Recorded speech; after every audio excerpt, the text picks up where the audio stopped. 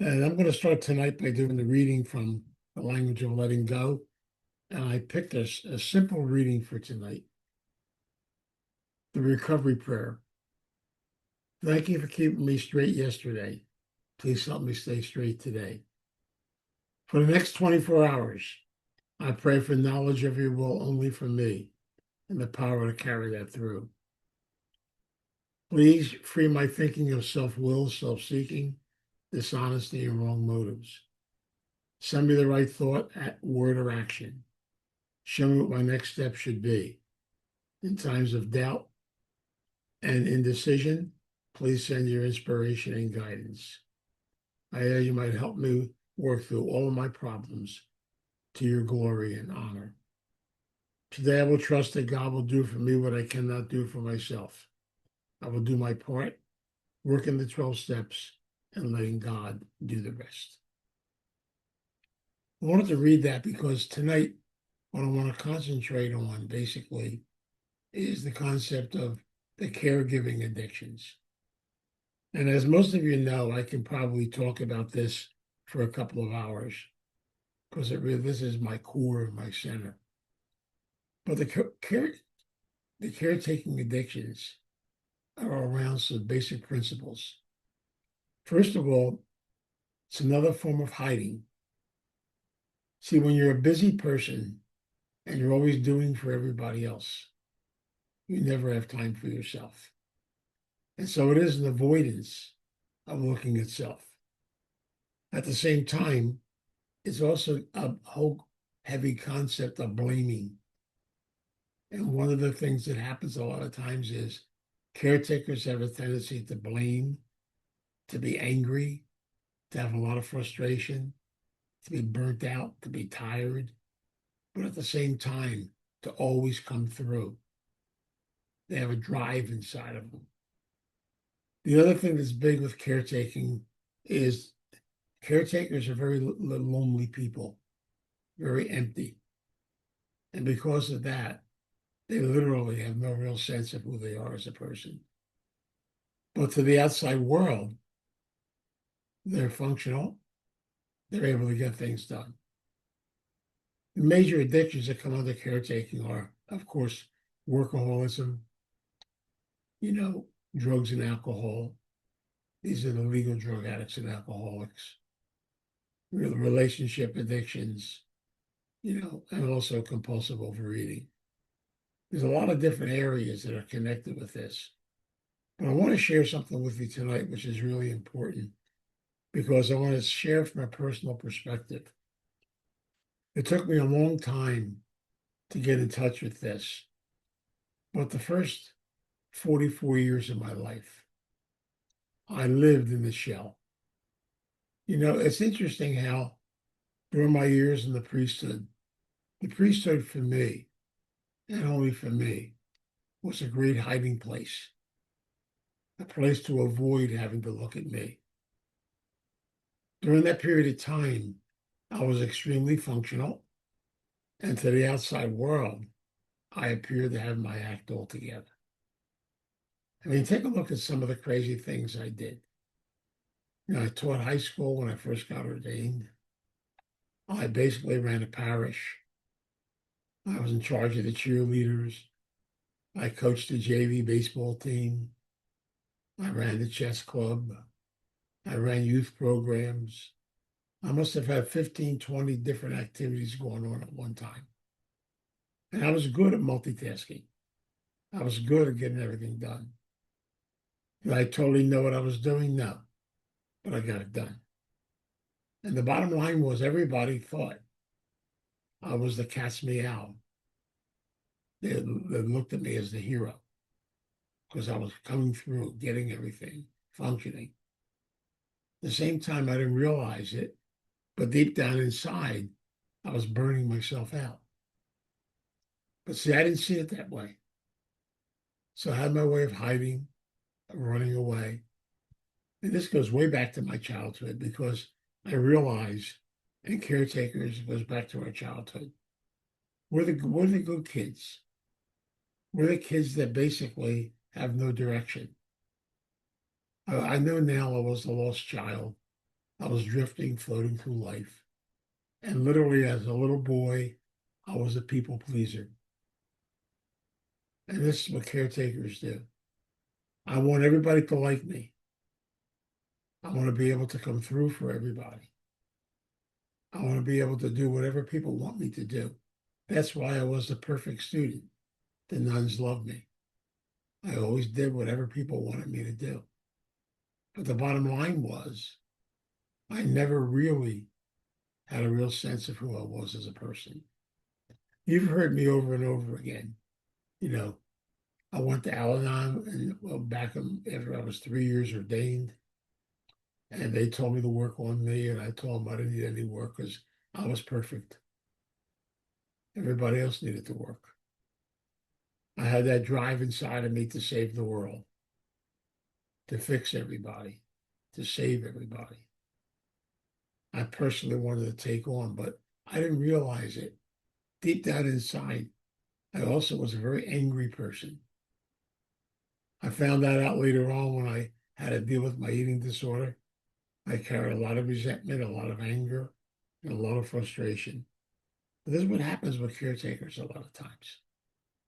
You know, it's interesting when it comes to addiction. So many of us are caught up in it, don't even know we are. I know in my own addiction, like I told you before, I did it privately behind closed doors. I used my alcohol. It was a sedative that put me to sleep at night. I was such a racehorse and running around, and my car looked like the world's biggest garbage dump from all the fast food stores, stuff to that effect. Running, running, running, running all the time. When I left there, I went to Atlantic City. Everything just continued. I volunteered for a chaplaincy at the jail. I volunteered to help start a drug program. I volunteered to help get people get started. I volunteered to do all kinds of crazy things when I was in Atlantic City. I ran the campaign against gambling. I was on 60 Minutes with Mike Wallace. I did all kinds of stuff. But again, I was totally on a whirlwind. And to me, staying busy at the same time being resentful. I never understood that till I got into therapy later on, how angry I was at the world, at the government, at the church, at my family. All that resentment I carried inside of me. Because literally, the bottom line was, I didn't know who I was. I look at this today and I look at us and I look at the concept of caretaking. And caretakers are good people.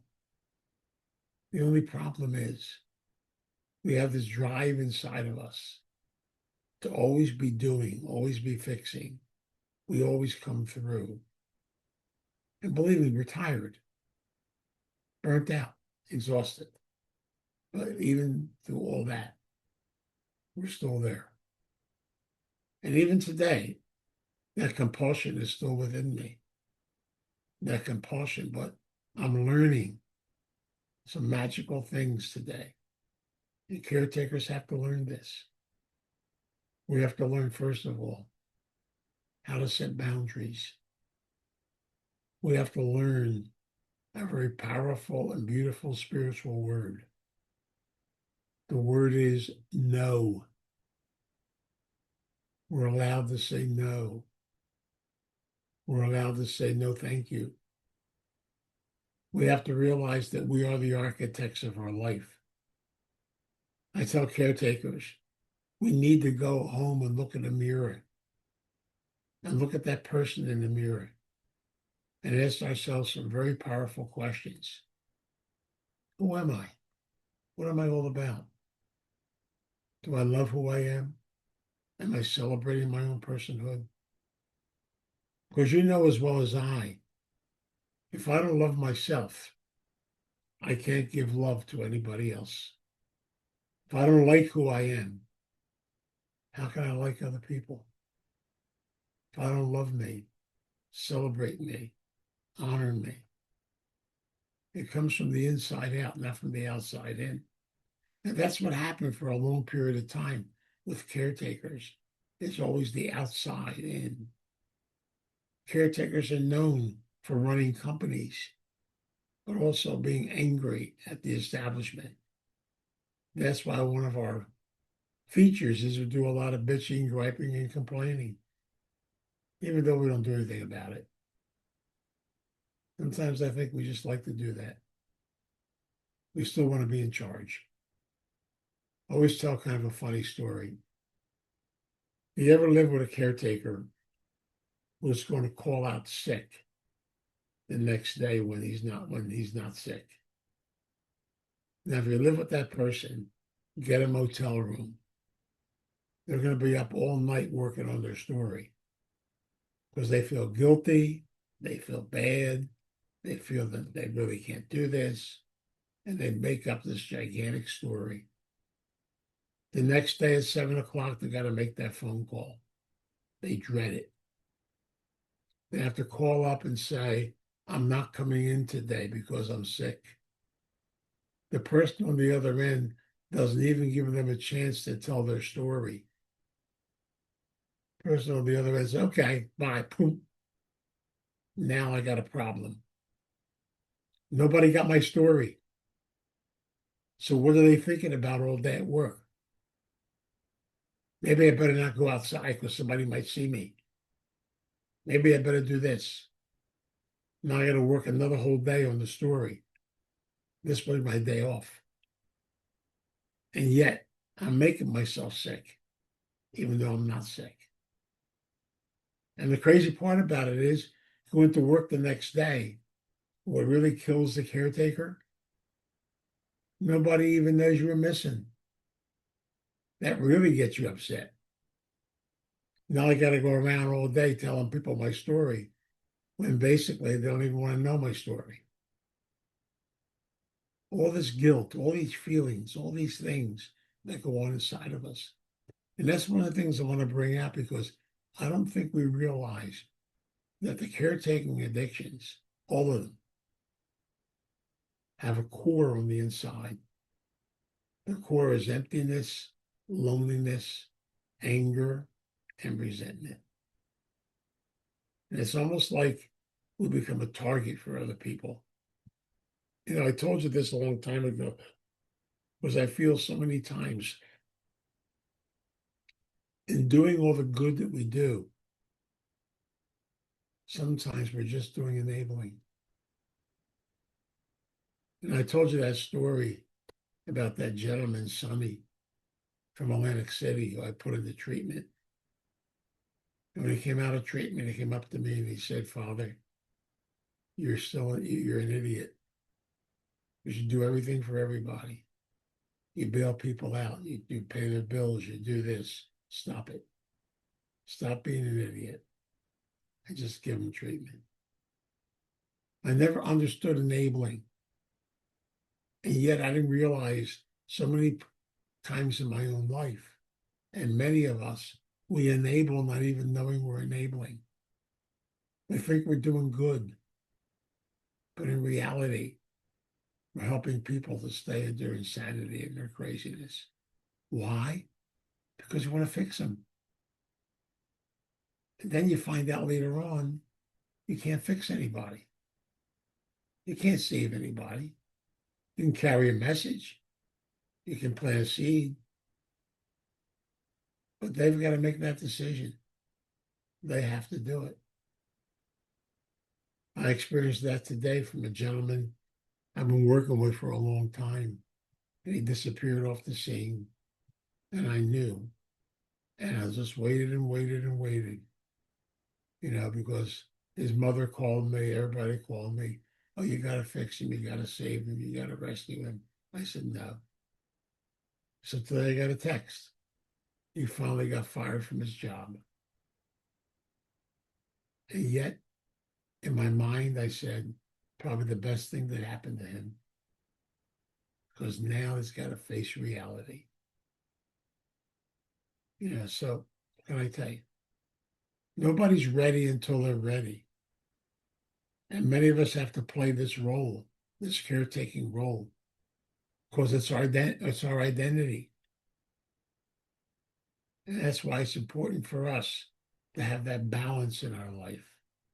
I'm not saying not to do nice things for people, but we have to do everything within perspective and within balance and realize we have the responsibility of the journey of working on ourselves, of investing in ourselves, and realizing I've got to be able to have something in here to give to others. It's got to come from the inside, not from the outside. I look at my life, I look at many lives. I've met people. It's almost like we live two lives. And when I was in the priesthood, I remember when I finally did get into therapy, and my therapist used to laugh at me all the time. And he'd say, "Come on, Vid, say it." He said, "What? Come on, say it." And I would say the same thing. If only the whole entire Catholic Church would change the laws on celibacy. If only they would listen to me, everything will be wonderful and great. Then he just say to me, "It's your issue, Vince, not the church's." No, I have to get mad at him, get angry at him.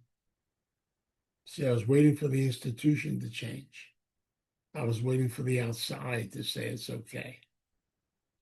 Why?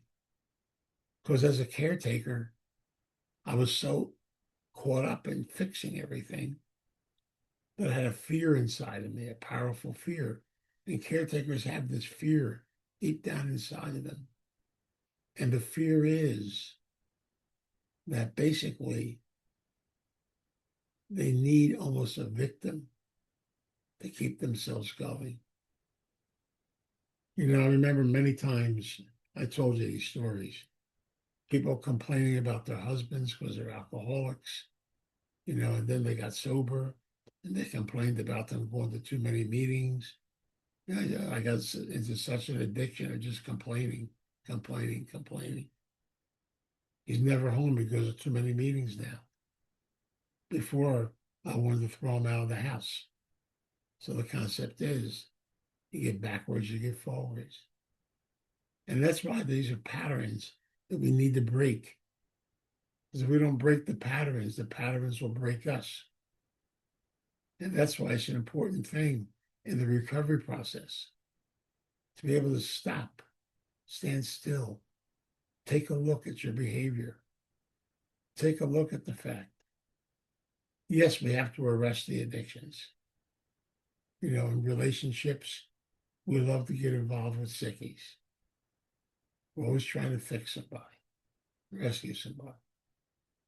And the bottom line is, I like being in a relationship with somebody I can take care of, I can fix. Remember a lady one time came up to me, she said to me, "I love this man. We're going to get married. But there's some things about him I don't like." I said, "What's that?" "Well, he snores all the time." Yeah. I tell him to stop, but he doesn't stop. But I said to him, "Don't you worry. Once we get married, I'll straighten that out."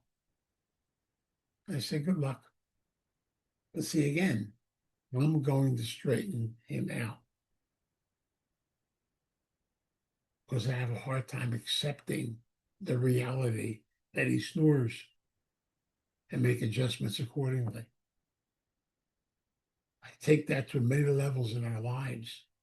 There are so many things in our life that literally we have to learn how to accept them, to accept the reality of our behaviors, and then to adjust them in a positive way, but to acknowledge them first and be able to accept them first.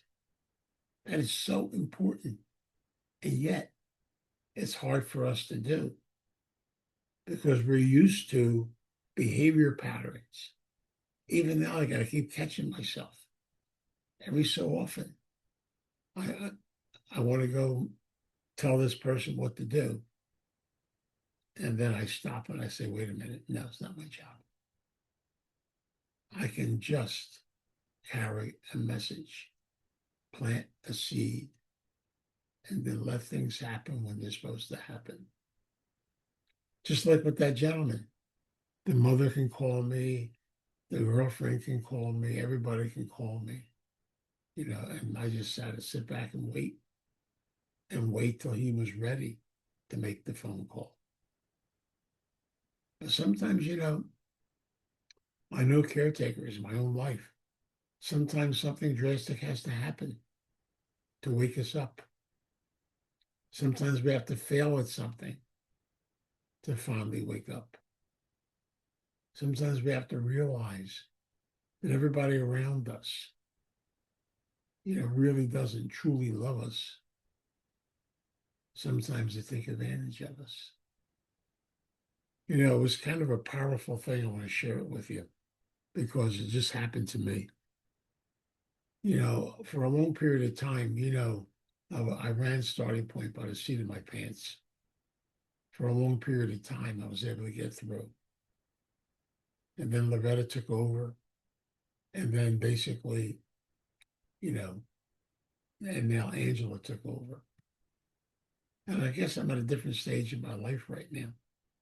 So Angela said to me last week, she said, Vince, listen to me. I love you. I'll take care of your legacy. I'm going to run starting point because I love it and I care about it. But you're at a stage of your life now, Vince, where you can come and go when you want to. If you want to stay home, stay home. If you want to come in, come in. You work at your own pace. You're the face of our place. Once in a while, I have to wheel you out there and put you in front of a bunch of people. So we laughed about that. But I never had somebody say that to me before. And I realized something. I'm at a different stage in my life right now where I can just move at a different pace. Even this week, with all that snow and the ice and everything, I'm working from home all week. The old me never would have done that. The old me would have run out. There could have been 10 foot of snow. I would have dug my way out. But today, no. Today, I got to listen. I also realize there's things, and caretakers have to learn this. There's things you can do and things you can't do. Whatever you do, please don't try to save the world. Don't try to fix everybody. Concentrate on yourself. Look in that mirror. Look at the beauty inside of each and every one of us. And above all, you don't want to burn out. It's unfortunate sometimes that the more we push ourselves, the more in the long run physically we hurt ourselves. And therefore, we got to take care of this body. You have to celebrate it. I went to see my primary doctor this morning, and he said the same thing to me. He said, Vincent, look at me. I looked at him. He's about 47 years old. I'm 85. He said, Vincent, for somebody your age, you are doing fantastic. Keep up the good work. I look at you, you know what I say? I hope to God I'm as good as you are when I'm 85 years old. So take that as a compliment. I said, thank you. He said, come back in 6 months. I think Saul can tell you this. Once you get a Medicare card, they tell you to come back every 6 months. I think it's automatic now. You just keep coming back. Right now, it's every 6 months. Yeah. What are you going to do? It's all part of it. But it's part of the journey. It's part of life. And I'm learning to lighten up. I'm learning just to go with the flow the best I can. You don't have to get it all done. You don't have to be the one that's going to solve everything. It's even okay to say to people when they ask you questions, I don't know. I'll check and see if I can get you some advice on that. Well, let me get you to a person that can. Well, especially today, there's so many new techniques, new things coming out in technology, different things. And guess what? There's so much I need to learn. I need to find out. And so, yeah, I don't know. And some things I don't know if I'll ever know. They were talking about the Zoom thing today and some of the complications that came from it. And our IT guy was talking to me. Well, after a while, I just said to him, look, I said, whatever language you're speaking, I think it's either Greek or Hebrew. I said, but just go do what you have to do and let me know when you're done. I don't know what he's talking about. But the whole concept is it's not important because it's not my job. That's why he's there. That's his world. I said, just try to fix it. He said, well, we're working on it. I said, good. And that's what it's all about. And so the same thing I'm learning over and over again. I don't have to fix everything. I don't have to save everything. All I can do is work within my own self, work within my reality. And when you're tired, rest. Many of you have heard this principle, and it's a principle I want to share, especially with recovering caretakers. It's called the HALT principle. Don't get over hungry. Don't get over tired. Don't get over hungry. Don't get over angry. Don't get over resentful, and don't get over tired. Halt. Stop. Remember that. H. Halt. A. Curb the anger. We all have our frustrations, the things we go through. Try to look at them in a positive way. We get lonely. And we have to realize the fact that when you're in recovery, you won't be lonely because we have a we. We have people we're connected with. There's so many beautiful things. And when you're tired, stop. That's one, man, I had a hard time getting through my head. I used to push myself to the limits. Why do you think I needed a sedative to put me to sleep at night? But I couldn't stop. Now I stop. We joke, 8 o'clock at night, I'm ready for you know what. I'm ready for bed. I'm definitely qualifying as a senior citizen now. It's totally amazing. But it's okay. Because your body changes, your mind changes, everything changes. So I guess what I'm trying to say is just be good to yourself. Because you deserve the best. You deserve everything. And just be open to it.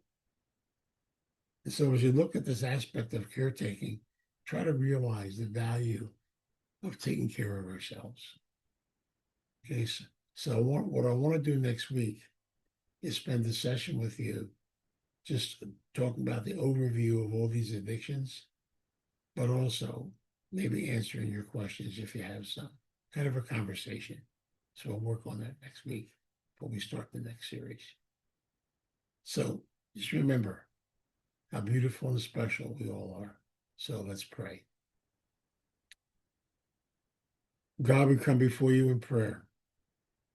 We ask for your guidance and we ask for your direction. We ask a higher power, a divine intervention, to look within us and help us to realize how special we are. Help us to value ourselves. Help us to care for ourselves.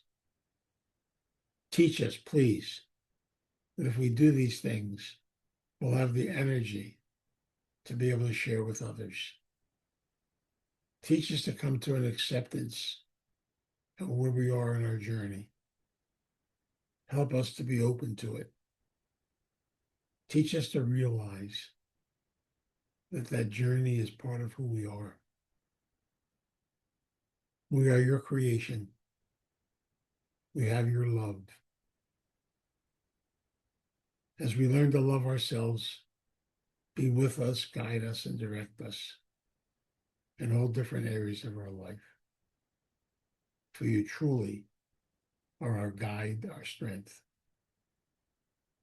So we pray in a very special way to be open to the journey of life, to be able to celebrate it, to celebrate it in your honor.